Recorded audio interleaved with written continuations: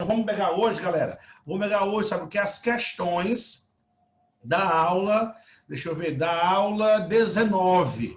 Todo mundo no material, todo mundo com o material em mãos. Aula 19, que é a indústria global. Como eu não terminei a indústria brasileira, então eu vou resolver as questões de indústria. Quando eu terminar as questões de indústria, eu vou para as questões de vegetação, que nós tínhamos combinado aqui, já que o tema foi trabalhado comigo e com o Arthur, mas vocês disseram que ainda tem algumas dúvidas. Aí na próxima semana à tarde, a gente trabalha as dúvidas que vocês tiveram em vegetação, vocês colocam a temática, ou a gente traz as questões, tá bom? Beleza? Então nós vamos resolver as questões meta de sala, que são aquelas questões estilo Enem, né? Metas de sala, Enem, aula 19, indústria global. Eu não sei qual é a página porque eu não estou com esse material impresso, tá bom? Todo mundo já aposta com as questões em mãos, pessoal. Podemos começar? Sim ou não, hein? Sim ou não, hein? Olha só, vamos lá. Alguém pode me responder? Podemos começar? Beleza? Boa, show. Valeu, Gabriel, Gabriele. Vamos lá. Johan, vou projetar na tela. Isso. Vamos, página 72. Segundo a nossa Paloma dos Ventos, página 72, volume 3. Vou projetar, compartilha, que o pessoal gosta de projetar na tela, professor. Dá para ler melhor? Pronto, tá aqui, galera. Opa! Vamos lá, garoto. Vamos lá, vamos começar a pegar essas 10 questões, trabalhar aí e trazer algumas dúvidas que vocês ainda tenham sobre a questão de indústria global. Ei, professor. Opa, chama o atende. Eu posso tirar uma dúvida com o senhor sobre a industrialização no Brasil? Claro. Tem uma questão aqui... Fala, não estou vendo quem está falando. É Vitor. Fala, Vitão. Tem uma questão aqui sobre a industrialização brasileira e das alternativas, perguntando os fatores que propiciaram a industrialização no Brasil. Aí a alternativa é o acúmulo de capitais, beleza. O aumento do mercado consumidor interno, beleza. Só que eu me confundi nisso aqui. A substituição gradativa do trabalho escravo pelo assalariado. Só no finalzinho aí, né? Foi gradativa, não foi imediato.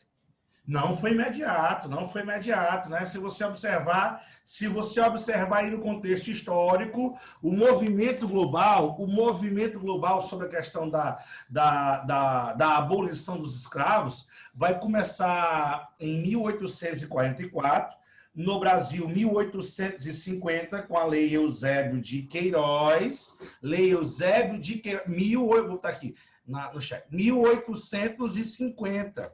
Então, olha só, de 1850, com a Lei Eusébio Queiroz, a gente só foi libertar os escravos em 1888. 4 décadas depois. Foi um processo de quase meio século. Entendeu, Vitor? Foi um processo de quase meio século para libertar. Uma vez os escravos libertos, e aí, professor, resolvemos o problema? Não, ainda havia muitos problemas sociais em relação à questão da contratação do negro. Até hoje, né? Hoje, uma das maiores discussões do Brasil foi agora a campanha de trainee da Magalu, que envolve essa temática aí. Então, foi um processo gradativo. Ele não foi imediato. Pelo contrário, o Brasil foi o último país a libertar os escravos. E durante esse tempo, aí você vai ter a chegada, num primeiro momento, da mão de obra alemã, italiana, japonesa no início do século XX, assim vai, entendeu? Uhum. Entendeu, Vitor? É porque, entendi, na resolução da questão, eu pensei assim, após a Lei Áurea, foi confirmada a abolição da escravidão. Aí veio o trabalho assalariado estrangeiro. Então, meio que foi uma questão de imediata, sabe? Mas não foi um processo. Foi um processo. Certo. Tá bom? Valeu, professor. Na verdade, nada no Brasil é imediato. Tudo no Brasil é um processo. Aliás, no Brasil não, no mundo inteiro. No mundo inteiro. Tá bom, Vitão? Ok. Muito obrigado. Disponha. Vamos lá, galera. Johanna, é porque eles não podiam mais traficar nos navios aí, mas aí continuaram com a reprodução, não é isso? Vamos melhorar o texto, Johanna. Foi proibido o tráfico negreiro, então começa o tráfico interno. Foi proibido o tráfico internacional, pronto, não pode mais atravessar o Atlântico, porque a marinha inglesa vai afundar os navios negreiros, beleza. Se eu não posso mais atravessar o Atlântico, então vamos fazer uma migração interna, já que no Brasil nós tínhamos negros no sul, escravos, né? Tínhamos escravos em Minas Gerais, tínhamos escravos no Nordeste, Pernambuco, Bahia, Maranhão, Rio de Janeiro, que era a capital, já tinha, então houve aí um tráfico interno. A partir do momento da Lei Áurea, da Lei Eusébio de Queiroz. A partir do momento da Lei Eusébio de Queiroz, inicia-se um movimento de tráfico interno dos negros. Tá bom, Johanna? Beleza? Aí vem aqui o Felipe Coelho. Fizeram até um meme de Paulo Guedes Moreno dizendo que ia conseguir emprego. É um tema muito polêmico até, tá? Mas assim, do ponto de vista jurídico, pelo que eu já percebi, boa tarde, Fernando, pelo ponto de vista que eu já percebi, tá dentro dos parâmetros da lei, tá bom? Vamos lá, galera. Hoje, repetindo para quem está chegando agora, nós vamos, a partir deste momento, a partir de agora, não vamos mais trabalhar a sequência, a não ser no caso extremo, a sequência da teoria. À tarde vamos trabalhar aí questões e vamos trabalhar algumas temáticas de atualidades, tá? E hoje vamos resolver as questões da aula 19, página 72. Aula 19, indústria. Vamos lá, professor. Primeira questão na tela para você. Olha aí, galera. Primeira questão. Vou ficar sempre fazendo aqui, muda aqui, porque eu tenho que estar mudando aqui as telas. Vamos lá. Quanto mais complicada se tornou a produção industrial, mais numerosos passaram a ser os elementos da indústria que exigiam garantias de fornecimento. 3 deles eram de importância fundamental: o trabalho, a terra e o dinheiro. Olha aí, numa sociedade comercial, esse fornecimento só poderia se organizar de uma forma, tornando-os disponíveis à compra. Agora eles tinham que ser organizados para a venda no mercado. Isso estava de acordo com a exigência de um sistema de mercado. Sabemos que em um sistema como esse, os lucros só podem ser assegurados se garante a autorregulação por meio dos mercados competitivos e independentes. Olha aí, professor, que questãozinha muito interessante, falando das relações de trabalho em relação à questão econômica, relação trabalho versus economia, que tem aí um viés voltado para a indústria. Então, vamos para o comando da questão. A consequência do processo de transformação socioeconômica abordado no texto é: dentre a transformação socioeconômica, eu posso trazer a ideia do liberalismo, né? Por quê, professor? Onde é que o senhor leu aí a questão do liberalismo? Aqui, ó. Agora eles tinham que se organizar para a venda no mercado. Isso estava de acordo com a exigência do sistema de mercado, lei da oferta e da procura, lei da oferta e da procura, sistema de mercado. Sabemos em que um sistema como esse, os lucros só podem ser assegurados se garante a autorregulação. Lei da oferta e lei da procura. Lembrou aí? Liberalismo clássico de Adam Smith, né, professor? Lei da oferta, lei da procura. As mãos em... Agora ficou fácil, professor. Quando eu peguei esse trecho do texto, aplicando aqui ao comando, não tenho nenhuma dúvida que eu não vou errar. Olha aí, ó. A consequência é, e tem a expansão das terras comunais. Claro que não, a terra é uma grande mercadoria valiosa a partir desse cenário. B, limitação do mercado por meio de especulação. Limitar mercado? Não, professor. Eu tenho que tornar o mercado livre. O mercado não pode estar limitado, ele tem que estar livre, professorzinho. Olha o item C, professor. O item C, consolidação da força de trabalho como mercadoria. Permita aí, posso marcar ou não posso? Item C, galera. Consolidação da força de trabalho como mercadoria vai ser uma das consequências dessa transformação econômica na questão que envolve o liberalismo a partir da Revolução Industrial. Professor, e os demais itens? Olha o item D, ó. Diminuição do comércio? Não, eu falei que uma etapa ampliava a anterior, na evolução do capitalismo. Capitalismo industrial, comercial, industrial, financeiro, monopolista e informacional. À medida que eu seguia para o estágio seguinte, eu fortalecia o anterior. O capitalismo industrial fortaleceu o comércio global, que ficou mais caro, ampliando os lucros, então não pode ser diminuição, ampliou o comércio. Olha o item é adequação do dinheiro como elemento padrão das transições. Ainda não, né, galera? O dinheiro não necessariamente você vai ter nesse cenário, até mesmo porque você não tem como o dinheiro apenas como elemento do padrão das transações, né? Apenas o dinheiro não vai ser. Ainda tínhamos, por exemplo, e foi até 1944, na conferência de Bretton Woods, lá nos Estados Unidos, onde sai o padrão ouro. Ah, professor, não era só o dinheiro, era o ouro. Vocês já assistiram ao seriado na Netflix chamado La Casa de Papel, que foi um grande sucesso global, um seriado espanhol, que é uma história que se resume num assalto à Casa da Moeda. No primeiro momento é o Banco Central Europeu. Espanhol, desculpa. Banco Central Espanhol. E eles vão buscar o que é nesse Banco Central? O ouro que lastreia a moeda, entendeu? Então, antes nós tínhamos o quê, galera? O padrão ouro. Somente depois de Bretton Woods, né, que você vai ter o padrão dólar norteando aí as negociações internacionais, tá bom? Beleza, exatamente, Fernando. E aí, a primeira questão, galera, vamos marcar qual item? O item C de carne moída. Alguma dúvida aí na primeira, galera? Alguma dúvida na primeira? Bem facinho, não foi? Questãozinha dessa. Enem, caindo, você ó, já arrepiava com todo o gás a primeira questão, tá bom? Posso ir para a segunda, galera? Pode, professor. Segunda questão. Segunda. Essa é bem boazinha, bem rapidinha. Ó, segunda questão. É só Enem, galera. Olha só, nós temos uma imagem, parece-me uma linha de montagem, né?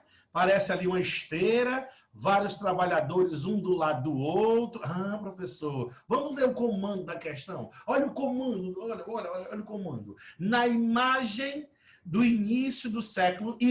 Pronto, já circula aí. Início do século XX. Já deu uma boa característica. Início do século XX, identifica-se um modelo produtivo, cuja forma de organização fabril baseava-se na organização fabril, dentro da fábrica. Isso, Felipe Coelho. Perfeito. Eu estou falando de quem, galera? Do Fordismo, né? Que o termo mais correto, mais amplo e justo seria o Taylorismo Fordismo. Muito bem, o Taylorismo vai ser a questão teórica de um novo modelo de produção, e o Fordismo vai ser a prática desse modelo, onde o Ford T vai ser o primeiro automóvel produzido em série e em larga escala. Estamos no Fordismo, um modelo de produção que revolucionou a produção industrial naquele cenário que estávamos vivenciando ali, a segunda revolução industrial lá nos Estados Unidos da América. E o que é que ele quer de mim na questão, professorzinho? O que é que ele quer? Muito bem, Filipinho. Ele quer que eu marque uma dessas opções que tem uma característica do Fordismo. Ele quer que eu marque uma das opções que caracteriza aí o Fordismo. Então, vamos lá, vamos buscar essa opção. Olha o item A, autonomia do produtor direto. Não, né, galera? Você não tem essa autonomia, não. O funcionário, ele não tinha a mínima autonomia. Pelo contrário, o funcionário, ele era uma maquinazinha de apertar parafuso. Não precisava nem pensar. Nem pensar ele precisar para ter essa autonomia. Essa autonomia eu vou ter aonde? Lá no toyotismo, na segunda metade do século XX. Então, não marca o item A, descarta. Olha o item B, galera. Adoção da divisão sexual do trabalho. Meu Deus do céu, homens de um lado, mulher... Não, meu Deus do céu, não, professor. Não, você vai ter aqui, na verdade, já tínhamos, desde a época lá da primeira Revolução Industrial, a divisão social do trabalho. Cada um vai fazer um trabalho específico, né? Beleza, esse item B está completamente lombrado. Olha o item C. Olha o item C. Exploração do trabalho repetitivo. Hein, galera? Exploração... Vocês não estão se manifestando comigo, nem no reservado. Nem no reservado vocês estão falando nada. Vamos aqui no reservado arriscando, botando C, D, E, A. Vamos arriscando, vamos interagindo. O Felipe fez isso já. E a Vitória também. Então, ó, olha o item C, o que ele diz. Exploração do trabalho repetitivo. Perfeito. Era grande Isso, muito bem, muito bem. Era grande característica aí do Fordismo, professor. Produção em série, em larga escala, com mão de obra braçal, executando um trabalho repetitivo. Ao contrário do toyotismo, lá do Japão, depois da Segunda Guerra, já é o contrário, você vai ter a automação da produção. Você vai introduzir aí a robótica, as máquinas, e aí essas máquinas vão o quê? Retirar da fábrica a mão de obra desqualificada. Eu não preciso de ninguém mais com um trabalho repetitivo, muito criticado lá com o Charles Chaplin, em tempos modernos, e aí eu vou precisar agora apenas de uma mão de obra qualificada, que tem uma noção do todo, a chamada visão holística da produção, que ele entenda não só da produção industrial, mas sim do pré-produção, desde a busca da matéria-prima até a utilização do produto pelo consumidor final, que ele tem essa visão. Então, para ter essa visão, uma mão de obra especializada, qualificada dentro das fábricas. Olha o item D e o item E. Item D, utilização de... Não, pelo amor de Deus, emprego qualificado é no Toyota. Bota aí, puxa a seta na tua apostila, puxa a seta. Emprego qualificado é no toyotismo, aqui é mão de obra desqualificada. Item é incentiva a criatividade. Desculpa, professor, também vai ser no item, vai ser lá no toyotismo. Essa história de incentiva a criatividade, tudo faz parte aí da quarta revolução industrial, né? E aí, professor, segunda questão, bem boazinha, todo mundo aqui botou o item, mais uma vez, o item C de caramelo. Caramelo, professorzinho, pão com caramelo. Muito bem, então, sem perder muito tempo, vamos logo para onde? Ora, para onde? Para a terceira questão. Olha que questão interessante. Vamos lá, professor, Enem, olha aí. O consumo diário de energia pelo ser humano vem crescendo e se diversificando ao longo da história, de acordo com as formas de organização da vida social. O esquema apresenta o consumo típico de energia de um habitante de diferentes lugares em diferentes épocas. Olha aí, galera. Olha só, pegando aqui essa tabelinha aqui, que vamos ter aqui, começando de baixo para cima, professor, de baixo para cima.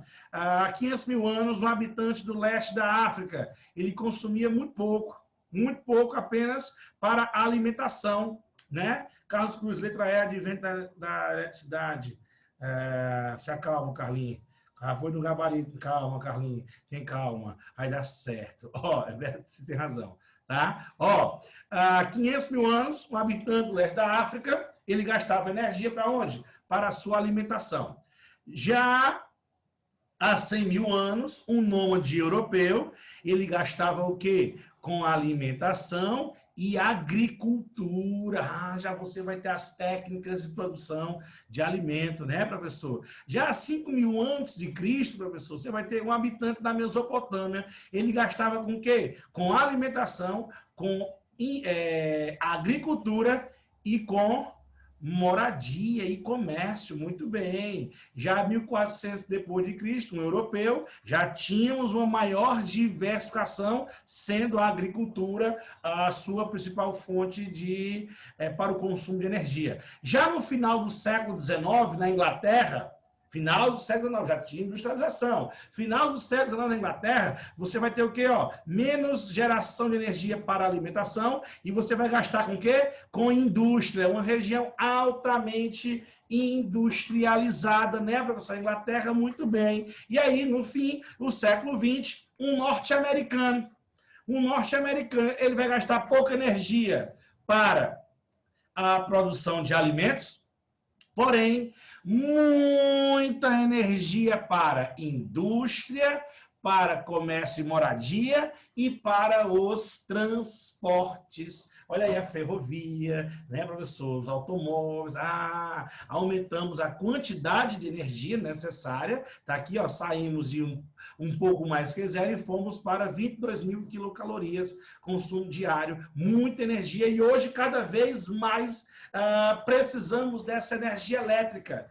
Hoje, na verdade, não consegue viver sem energia elétrica, né? Então, entendendo a tabela, vamos agora compreender o texto. Segundo esse esquema, do estágio primitivo ao tecnológico, do primitivo ao tecnológico, o consumo de energia per capita no mundo cresceu mais de 100 vezes, variando muito as taxas de crescimento, ou seja, a razão entre o aumento do consumo e o intervalo de tempo em que isso ocorreu. Ou seja, precisamos de mais energia no menor espaço de tempo, né, professor? Exato. Agora vamos para o comando da questão, hein? Cuidado, olha o comando da questão. Diante das informações, o período em que essa taxa de crescimento foi mais acentuada está associado à passagem. Olha aí, galera, o período em que essa taxa de crescimento, que taxa de crescimento? Eu acabei, calma aí, bora,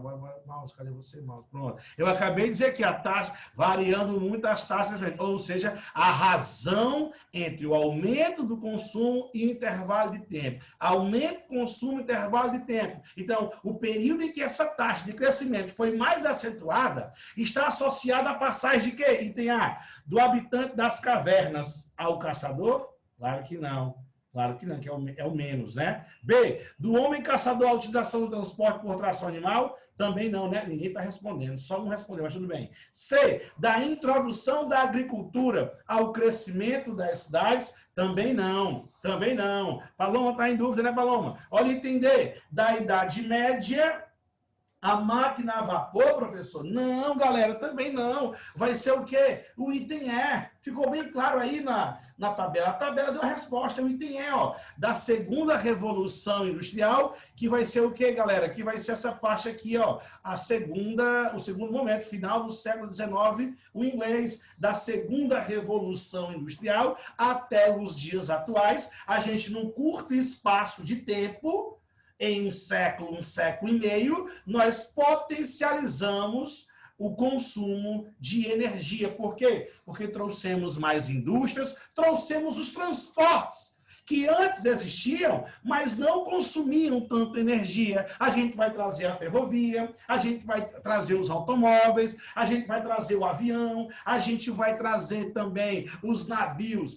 O navio de Cabral, ele não tinha motor não, era nau, era barco a vela, então o consumo de energia era um mínimo possível. Agora não. Um navio cargueiro hoje necessita de muita energia, né, professor? Então, nessa relação, a gente vai marcar o item de esfirra de carne, né? Ó, Felipe, quem deu arranque foi a partir da Revolução. Exatamente, Felipe. A Revolução Industrial foi o grande arranque do consumo de energia a nível global. Tá bom, galera? Beleza? Alguma dúvida aí? Alguma dúvida? Nenhuma dúvida, rapaz. Não aparece uma dúvida, pelo amor de Deus. Só o Filipão aqui foi. Não tem problema, pessoal. Então, tá aí. Terceira questão. Nós vamos marcar qual item, hein? Vamos marcar qual item? Item E. Item E de esfirra de carne, professor. Vamos lá, professor. Vamos lá, mais questões para você, professor. Vai, professor, quarta questão. Essa quarta questão, ela é boa. Essa quarta, bora, professor, ajeita aqui as telas. Pronto, telas ajeitadas. Vamos lá, professor. Olha aí, ó. A reestruturação global da indústria, sua cara, só isso aí, ó. Seu valor foi muito, a desconcentração e descentralização. Trouxe até um slide só para isso. A reestruturação global da indústria, condicionada pelas estratégias de gestão global, da cadeia de valor dos grandes grupos transnacionais, promoveu um forte deslocamento do processo produtivo, até mesmo de plantas industriais inteiras, e redirecionou os fluxos de produção e de investimento. Fluxo de produção e de investimento, beleza. Entretanto, o aumento da participação dos países em desenvolvimento no produto global deu-se de forma bastante assimétrica quando se compara o dinamismo dos países do leste asiático com os dos demais países, sobretudo os latinos-americanos no período entre 1980 e 2000. Professor, parece que a sua aula pegou essa questão aqui. Parece que o autor pegou essa questão, só que o senhor falou muito bem isso. O senhor falou muito, professor. O senhor falou que lá do... Vamos refazer aqui bem rapidinho. Lá do início da indústria, que é meados do 18 até início do 20, a gente viu o que, galera? Uma concentração da indústria no mundo. Concentração aonde? Nos países ricos. Somente os países ricos tinham indústria nesse intervalo até o século XX. Porém, a partir do século XX, alguns na primeira metade, que foi o caso da América Latina, outros na segunda metade, que foi o caso do leste asiático, a gente vai ter o quê? A descentralização. Bota aí, professor. Aqui, ó, a partir do século XX, a gente vai assistir a descentralização, a descentralização. Agora, as indústrias vão para onde? Para os países pobres. Países pobres, com destaque para quem? Com destaque para, no primeiro momento, América Latina, Brasil, Argentina, México, com maior destaque, né, professor? E também depois da Guerra Fria, lá na Guerra Fria, a gente vai ver a Ásia. Vai ver a Ásia. E nesse século XXI, daqui a pouco, ainda a gente está vendo a Ásia, os novos tigres asiáticos, mas daqui a pouco a gente vai ver a África se industrializar também. É uma questão de lógica. Daqui a pouco, neste século XXI, vai ser a vez da África se industrializar, tá bom, pessoal? Então, agora vamos para o comando da questão. Vamos para o comando da questão. Olha só, a dinâmica de transformação da geografia das indústrias, descrita, expõe a complementaridade entre dispersão espacial e... Olha só, galera, olha aí, tá todo mundo já apostando aí. Façam suas apostas, façam suas apostas. Eu quero sentir você. Galera, a gente pode errar aqui, não tem problema. Se errar, tá errado no reservado, tá? Vamos lá, façam suas apostas. Olha de novo o comando da questão. Olha o comando, Vitória, Paloma, Carlinhos, Fernando. A dinâmica de transformação da geografia das indústrias descrita expõe a complementariedade entre dispersão espacial, descentralização e o quê? E o quê? E o que traz o item D de Danone. Danonezinho. Hein, professor? Concentração econômica, né, professor? Concentração. Essa questão, ela é pauleira. Cuidado, galera. Pessoal, as questões de engenharia são tão curtinhas, mas são venenosas, né? Exatamente. Professor, porque a maioria iria no C, descentralização política, mas não há complementaridade, Carlinhos. Cuidado, ó. Expõe a complementaridade. A descentralização política não é uma consequência da dispersão espacial, entendeu? Mas está falando do item ser quando se fala em dispersão espacial. Beleza, mas cuidado, hein? O termo descentralização que você se confundiu, talvez. Então, galera, a questão de número 4, nós vamos marcar o entender que é a questão da concentração econômica. E por conta disso, hoje a Ásia vem experimentando um crescimento econômico acima da média. Professor, o que não pode ser o item A? O que não pode ser o item A? Autonomia tecnológica. Não, galera. Galera, a gente não vai ter autonomia tecnológica. Ainda não. Por exemplo, você vai ter algumas exceções com autonomia tecnológica. Pô, me dê uma exceção, no primeiro momento. A China e depois a Coreia do Sul. Esses dois países, na atual conjuntura, são países que se industrializam nesse cenário. Coreia do Sul primeiro, como tigre asiático, depois China a partir das ZEE. a partir do Deng Xiaoping, anos 80. Pronto. Esses dois países se industrializam exatamente nesse cenário.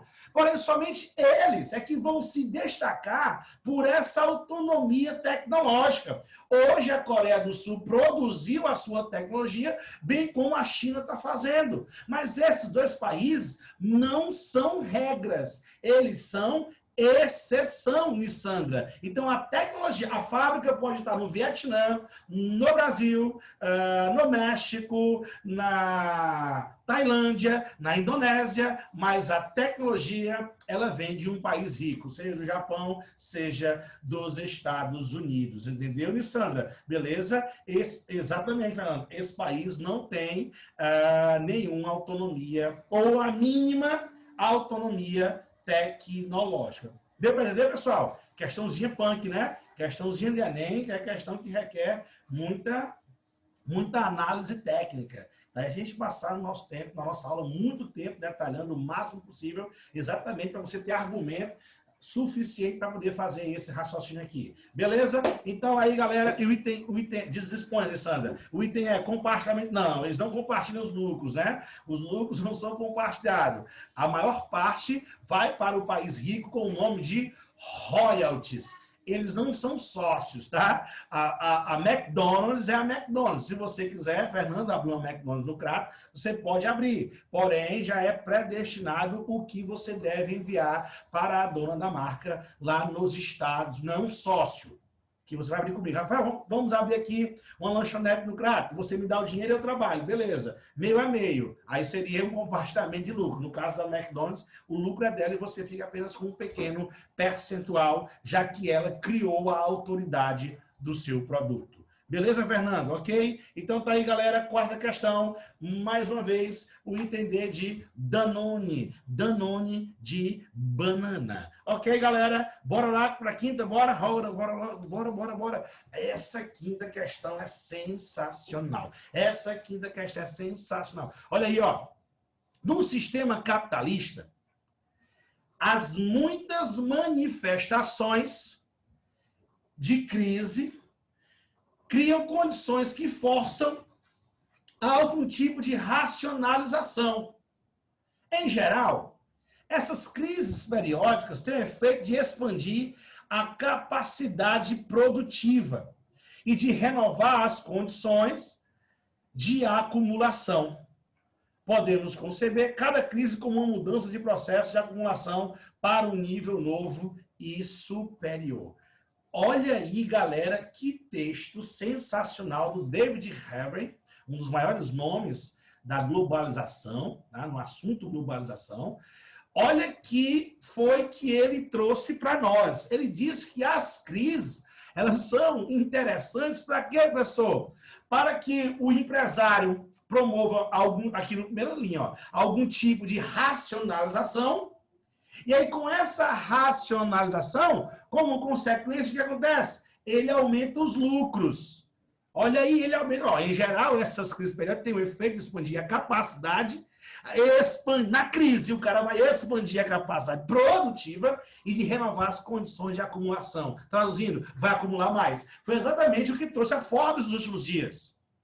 Foi exatamente, inclusive eu postei no Instagram hoje, a lista dos 10 cearenses mais ricos do nosso estado. Aumentou o número de bilionários no Brasil e no mundo diante de uma crise.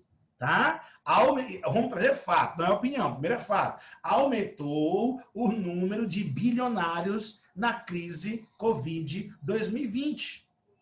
Olha só, Professor, o que David Harvey escreveu em 2005. Fala, quem está falando?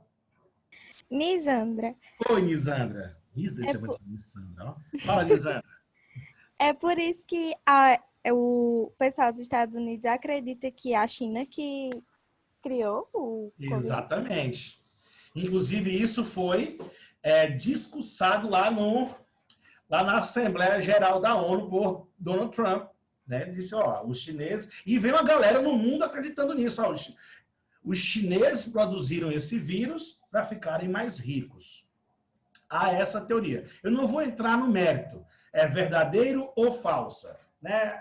Aí porque, inclusive, foge a nossa discussão aqui. Mas o fato é que não é a primeira crise que o mundo produziu, né? Recentemente tivemos uma crise em 2008, lá nos Estados Unidos, onde vários bancos quebraram, porém outros tornaram-se mais fortes. A crise do euro, vários países quebraram, a Alemanha se fortaleceu. A crise de 29, a Ford, que sofreu bastante no início da crise, ela saiu mais fortalecida. Ela saiu mais fortalecida do que nunca. A Ford, ela lucrou bastante, mesmo o país estando em crise, entendeu? Foi exatamente no pós-crise de 29 que o Brasil começou a se industrializar e aumentar a geração de riqueza, certo? Então, é isso que o David Harvey traz aí. Crise é um momento de repensar, porém, a capacidade de gerar riqueza, ela aumenta com esse argumento de racionalização. É mais ou menos essa a ideia do texto. Beleza, pessoal? Ok? Mais alguma pergunta aí? A questão do tributo da igreja... Não vi ainda, Fernando, tá? Não vi ainda. Vamos lá. Olha só. A condição para a inclusão dos trabalhadores... Olha o comando. Ele trouxe o texto falando aí da crise, relação crise, racionalização e aumento de lucro. Agora vê a pergunta. Olha a pergunta. A condição para a inclusão dos trabalhadores no novo processo produtivo descrito no texto é... Olha aí, galera. Olha aí que texto massa. Mesmo sendo de 2015, há 15 anos, ele é atual. Ele poderia ser escrito em 2020. Concordam comigo, pessoal? Qual é hoje a saída? Qual é a saída de hoje para a inclusão dos trabalhadores? Carlinhos já foi feliz, Vitória também. Qualificação profissional. Perfeitamente. Sensacional. Eu adoro quando vocês acertam. Eu vibro mais do que vocês quando vocês acertam as questões, pessoal. É claro, você é qualificação profissional. É nesse momento que, às vezes, a gente até precisa de uma porrada como essa. Infelizmente, como dizia meu avô, a gente só aprende na chibata, a gente só entende a linguagem da chinela, né? E aí é num momento de crise como essa que você, calma. O que eu estava fazendo estava no automático e já se exauriu. Então, nós temos que enfrentar uma nova realidade. Galera, está chegando aí uma nova geração. Está chegando aí uma nova geração que provavelmente elas não vão querer um curso de nível superior para poder ganhar dinheiro. Porque ela já vem com uma série de habilidades de fábrica que eles estão sendo produzindo aí a questão do empreendedorismo em casa, num quarto, no quintal. A criação de empresas que nesse momento a gente está vendo aí o online. Nós já falamos sobre isso lá na aula da Quarta Revolução, o virtual cada vez mais real, cada vez mais presente, né? O que leva à necessidade de quê? De uma qualificação.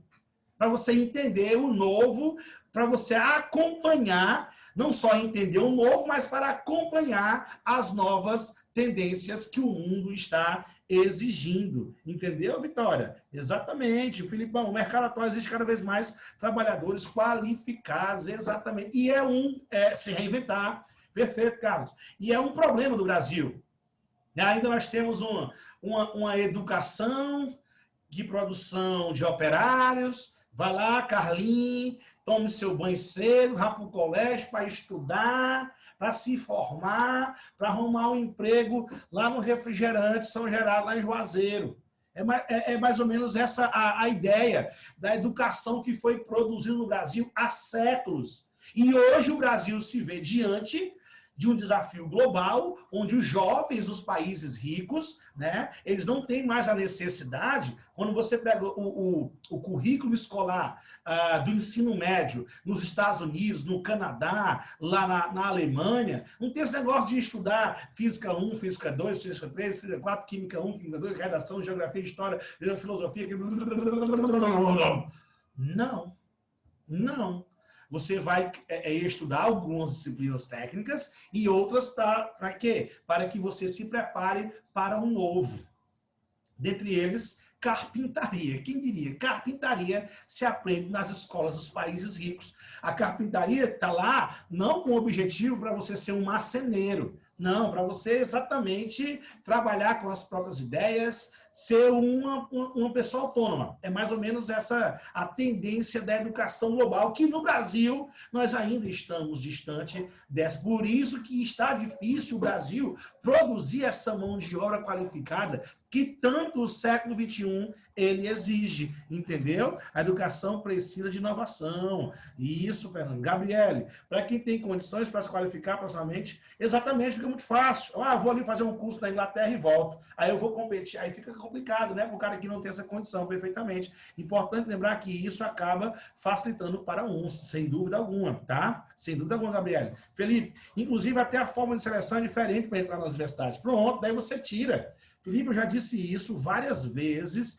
em sala de aula, em todas as instituições que eu trabalho, e vou dizer de novo agora. Essa história de vestibular é algo altamente injusto.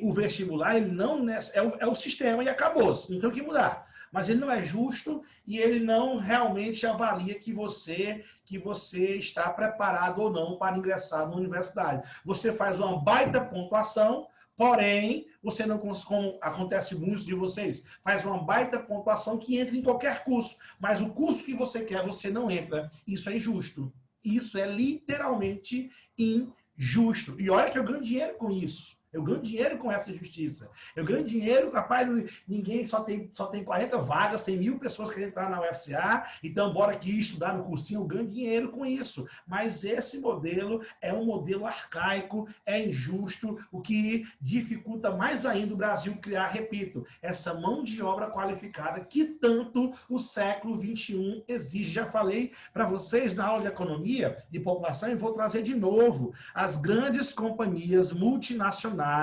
quando chegam ao Brasil, elas vêm para cá porque o nosso mercado é grande.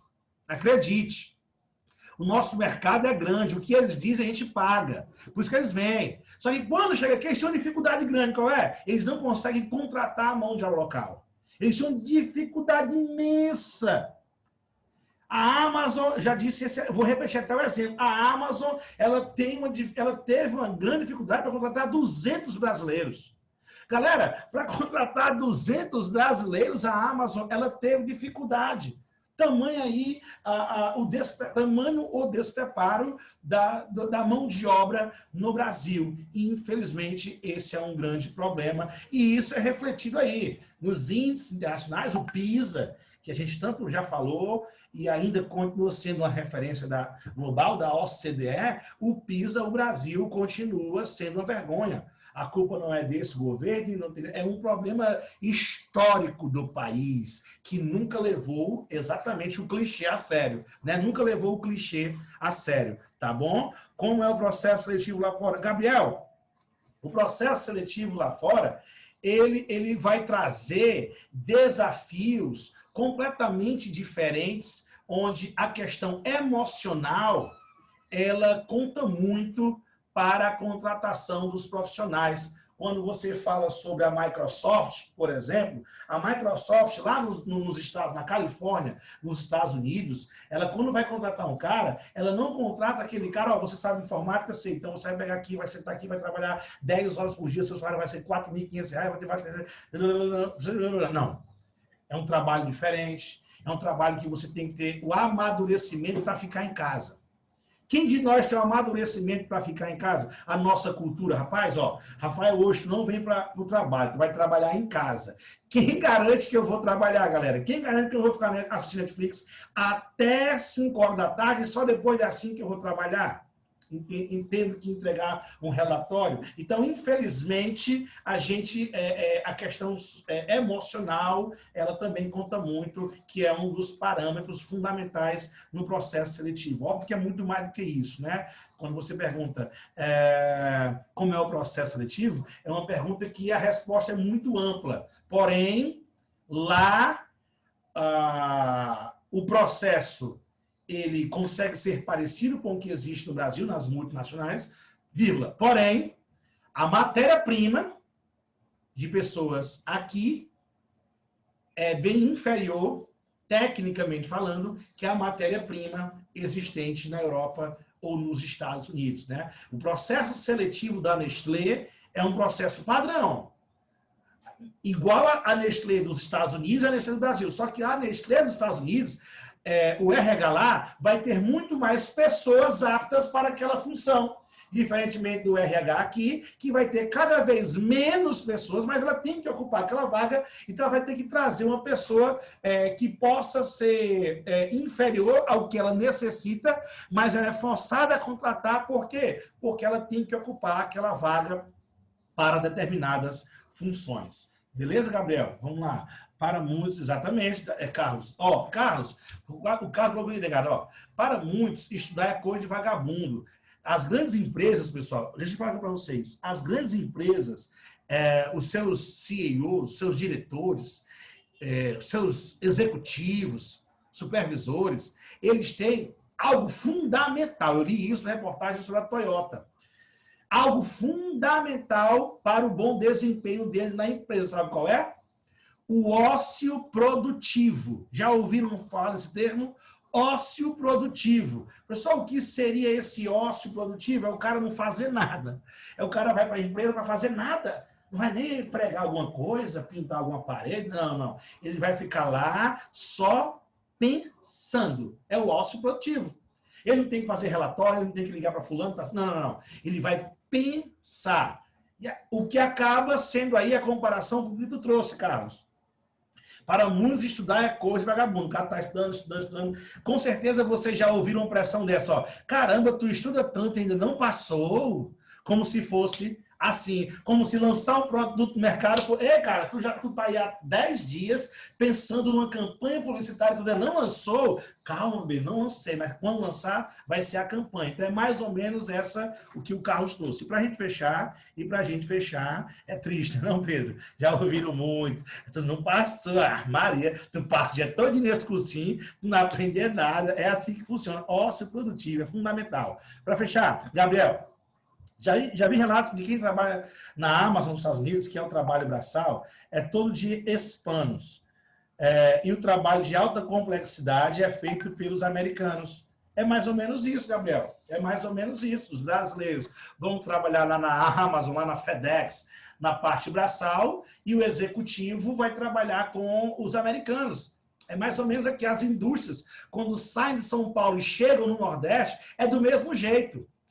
O operacional é local, a portaria é local, o serviço é local, logística é local, mas a contabilidade, a gerência de TI, a gestão de finanças, tudo vem de São Paulo. Tudo vem de fora, entendeu?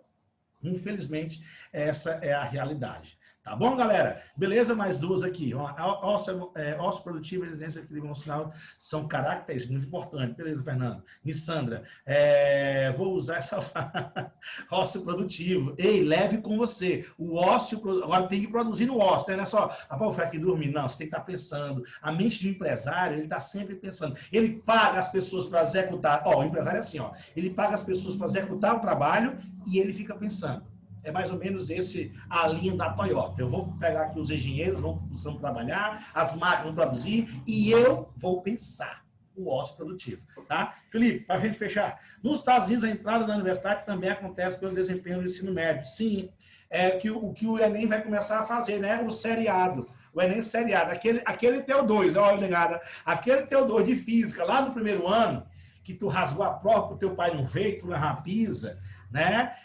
Tu não vai mais esconder, não. Ele vai ser registrado para fazer um balanço das suas notas em todo o ensino médio, que vai servir para você ingressar na universidade. Tá bom? Beleza, então tá aí, galera. Quinta questão, qualificação profissional é a tendência para a inclusão dos novos trabalhadores. Vamos lá para a sexta questão, professor. Vamos lá. Essa é boa.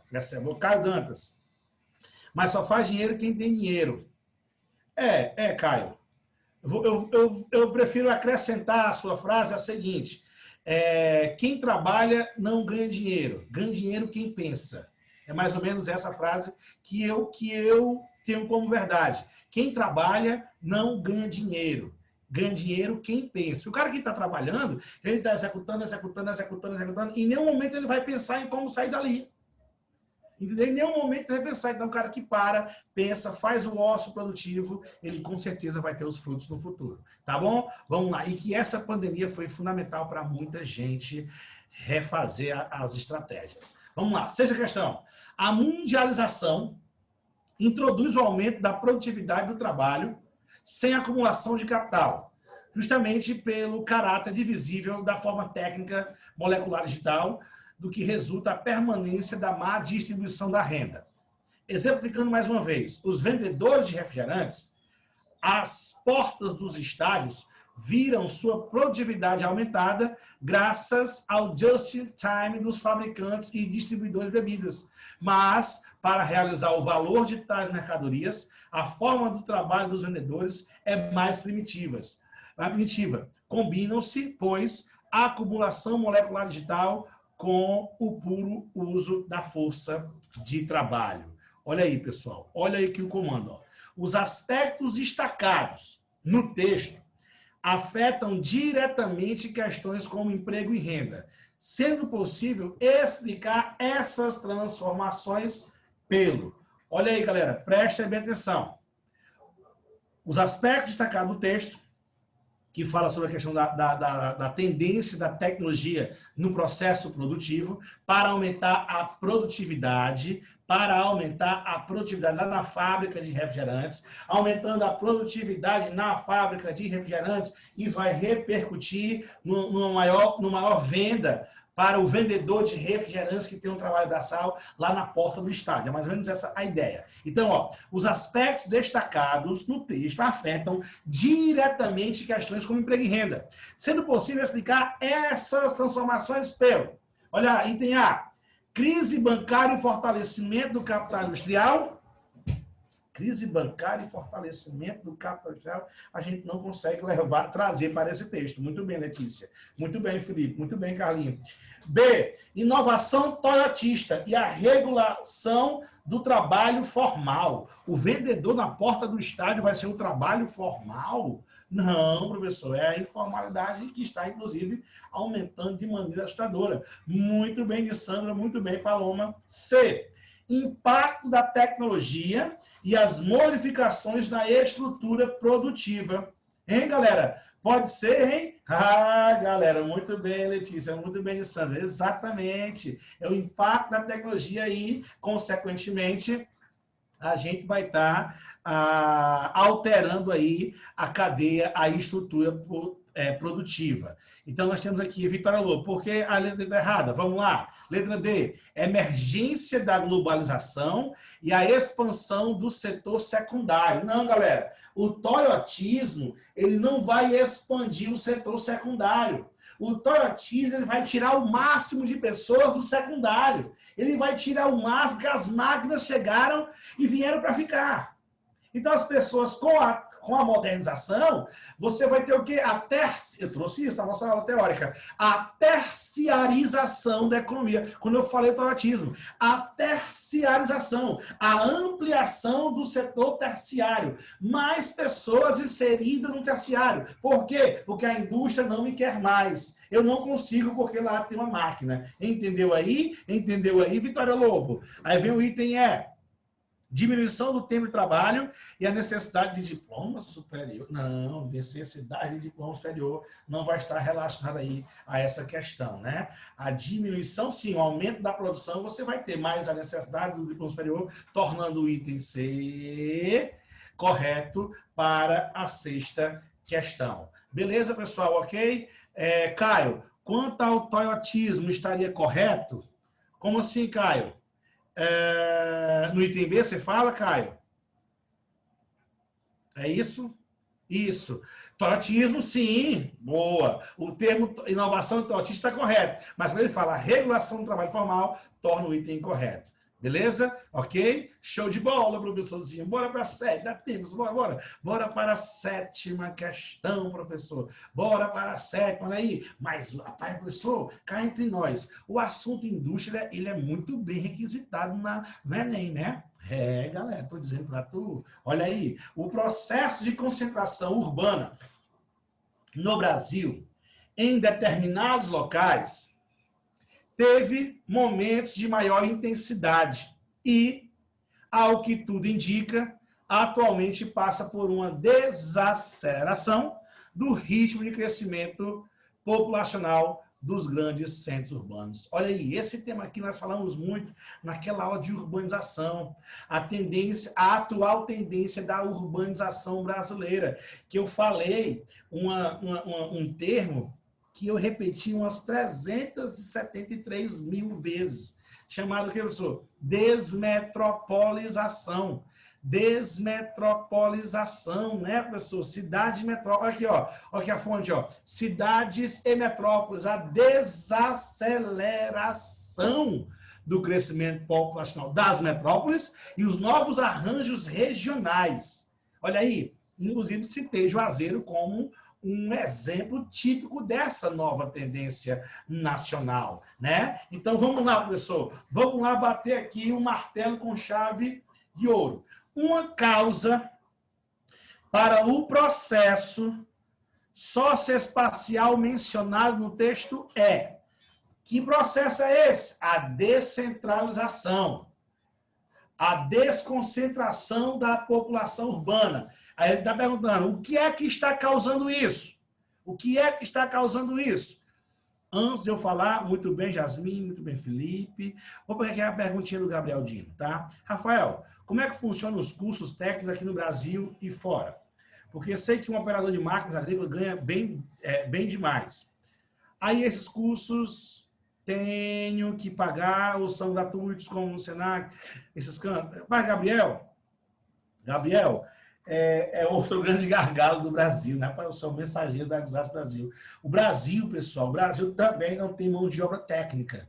Está faltando mão de obra técnica no Brasil, certo? E aí a pergunta do Gabriel, pessoal, onde é que eu encontro? Gabriel, geralmente, é bem mais acessível, como você trouxe aqui nas cidades do interior, o Senac e o Senai.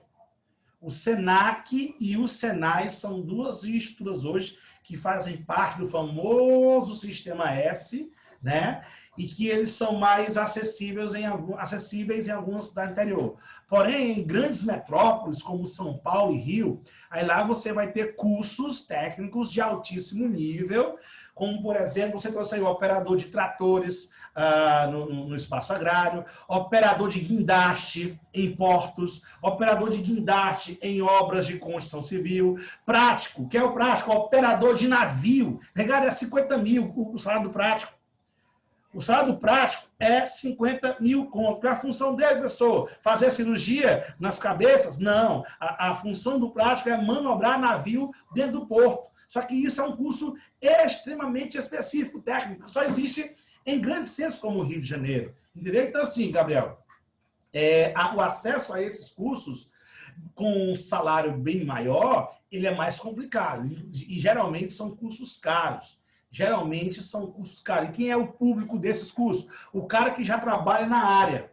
O cara trabalha numa obra, o cara trabalha como operador de uma determinada máquina, só que tem uma outra máquina onde a operação é bem mais sofisticada. E há um curso sofisticado. Aí a própria empresa manda esse cara que já está na empresa para São Paulo, ele faz o curso, volta e ele fica apto para trabalhar em determinadas funções, tá bom? Então, assim, Senai e Senac são importantes? São, mas os cursos que lá existem, nós já temos um grande número de profissionais no mercado. Logo, consequentemente, esses cursos tendem a pagar menos o salário. Já os cursos, como eu acabei de falar, operador de navio, operador de guindaste, operador de qualquer outra coisa do tipo, aí são cursos mais complicados, mais sofisticados. Tá, Gabriel? Beleza? Tá bom? Então, até para desfrazar é difícil. Claro, nada é fácil, Gabriel. Não, tire da sua cabeça que vai ser tudo fácil. Nada vai ser literalmente fácil para você. Tá bom? E nem para ninguém. Só para quem tem dinheiro, que não é o nosso caso. Então, galera, 7ª questão. Qual é o item?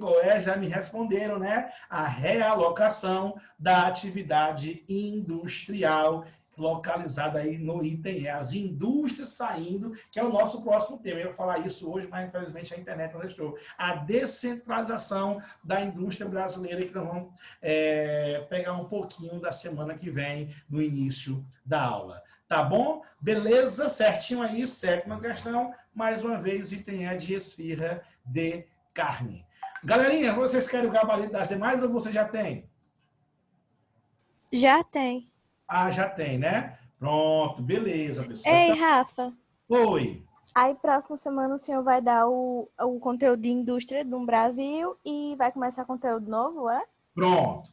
Vamos fazer aquilo, a combinação. Eu vou só finalizar a indústria brasileira, que era para ter. Vai ser rápido, né? Vai ser rápido. Aí depois a gente já entra em hidrografia, tá? Vamos começar a falar de água na semana que vem, que é o último tema de geografia física. Tá bom? Tá certo, obrigada. De nada. Pois, pessoal, ó, mais uma vez agradeço a todos vocês aqui pela paciência, todo mundo junto. Obrigado por tudo, obrigado pela compreensão, pelo incidente de hoje de manhã. E aí, problema resolvido, o cabozão aqui cortando a casa todo dia, o cachorro tem que comer, mas vai dar certo, tá bom? Valeu, boa tarde a todos, sucesso. Qualquer coisa eu tô aqui no Zap, hein, à disposição de vocês. Tchau, tchau, galerinha. Beijo. Tchau, professor. Tchau, Luciana. Tchau, pessoal. Até amanhã. Boa noite. Boa noite.